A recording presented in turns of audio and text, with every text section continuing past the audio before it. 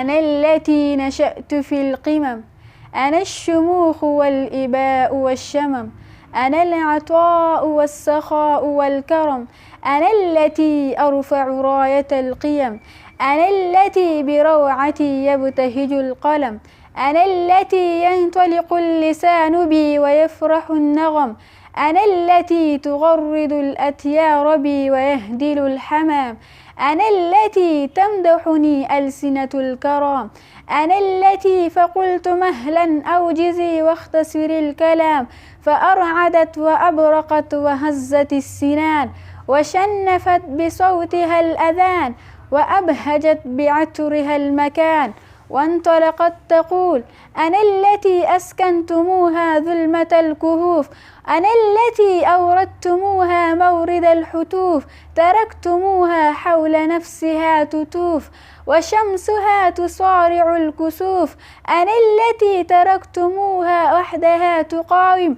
أبناؤها أنتم هنا وأهلها الأكارم، ولكنكم ألقمتموها هجر الهزائم، منذ اعتمدتم لغة الأعاجم، أنا التي مزقني الأعلام وأتعبتني قسوة اللجام، أنا التي أخاطب القلوب والعقول وأغرس الأزهار في الحقول وأنثر الإبداع في الجبال والسهول، أنا التي شرفني بحبه الرسول، أنا التي أطرز البيان أحرك الوجدان،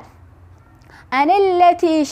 التي بأحرفي يرتفع الأذان، وحين يحتدم السباق أكسب الرهان، أنا التي بأحرفي تنزل القرآن، فهل عرفت من أنا أيها الحيران؟ أصابني الوجوم وخلت أني في الضحى أشاهد النجوم، وأنني في بحر حسرتي أعوم. نعم نعم يا لغتي الحبيبة، أصبحت في بلادنا غريبة، تناوشتك لغة الأعاجم ولهجات أصبحت تهاجم، تمصرت تلبننت تخليجت تمغربت، وشرقت وغربت وحيرت أجيالنا بعدت وغربت. نعم نعم يا لغة القرآن، يا لغة الكمال والجمال والبهاء ولغة الصفاء، يا لغة الفردوس، يا لغة البيان، يا لغة الفردوس والجنان. لا تيأس من فارس أسير تطرب سنابك الخيول والسحيل، يسقيك من وفائه ما ينعش النخيل، ينال فيك شرفا ليس له بديل. السلام.